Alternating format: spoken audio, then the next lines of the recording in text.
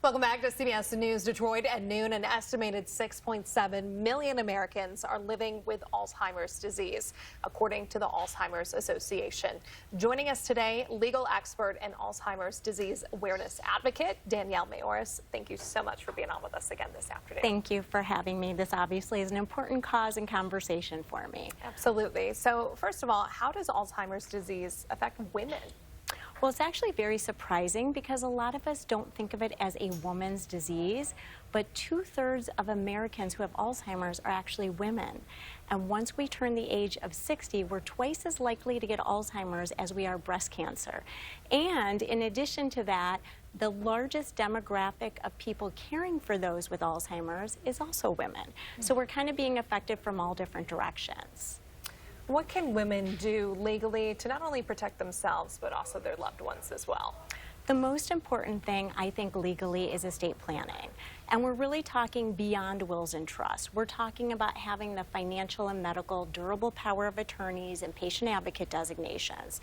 So if we can't make our financial or medical decisions, or maybe we just need help with them, then our loved ones can do that for us without going through the court system.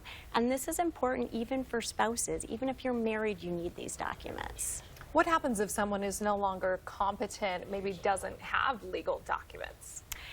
At that point, you have to go through the court system and go through the probate court and get a guardianship and conservatorship to make your loved one's medical and financial decisions.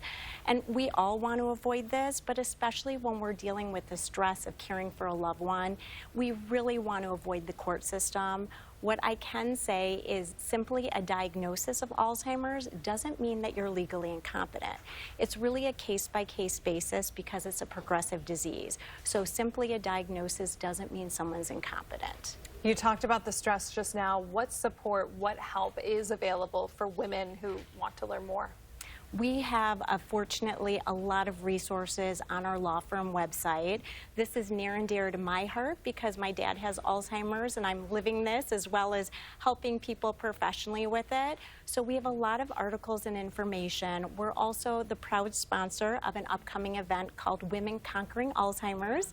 I will be in attendance with my mom and a lot of other amazing women, so I encourage everyone to go to our website. We have information about it and learn more about the event and also resources to help you and your family. And that's at brmmlaw.com, correct? I love seeing these photos. We've got a little preview screen there. That's so special.